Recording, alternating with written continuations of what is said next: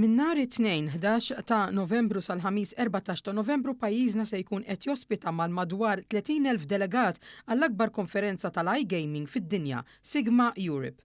Din se tkun l-10 darba li qed issir f'pajjiżna bl-ewwel waħda tkun lura fl-2014 u t-tieni waħda fil-Malta Maritime Hub fil-Marsa li għal din l-attività għandha aċċessibbli mal-45,000 metru kwadru ta' spazju għal bosta stands u esibizzjonijiet. F'kumment ma' One News, il-kap eżekuttiv ta' Gaming Malta, Ivan Filletti, stqar li din l-akbar konferenza tal-iGaming fid-dinja u għal daqstant bħala pajjiż għandna nilqgħu beħġarna għad-delegati li ġejjin biex inkomplu ntejbu nsaħħu s-settur tal-gaming f'pajjiżna għal wieħed ta' kwalità.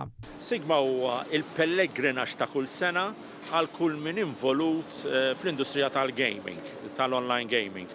U Malta hija iċ-ċentru tal-ikbar event li jsir fid-dinja li huwa Sigma li jsir ġewwa Malta. Dan wkoll turi s-saħħa ta' dan is-settur ġewwa pajjiżna fejn nistgħu ngħidu naħseb l-ikbar fid-dinja ssibu ġewwa Malta. L-investituri, il-kumpaniji kollha qegħdin hawn. Aħna dik ngħidula jiġifieri l-ekosistema tant hija b'saħħitha li tajjeb ukoll li jkollna dawn l-events li kważi niċċelebraw ta' kull sena dan is-settur. Min-naħa tagħha l-kap eżekuttiv ta' Sigma Group Emily Mikallef spjegat li tieħdu l-pariri u miżuri kollha biex tkun attività effiċjenti u ma toħloq l-ebda tip ta' inkonvenjenza fejn possibbli.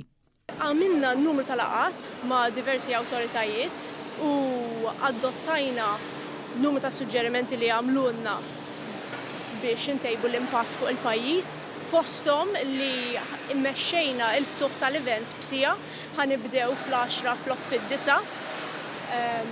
Ħanżidu n-numru ta' shuttle buses u shuttle boats ġejjin mill-port, minn Taslima, minn San Ġiljan biex kemm jista' jkun innaqsu l-impatt ta' dan is-27,000 nies hawn Malta.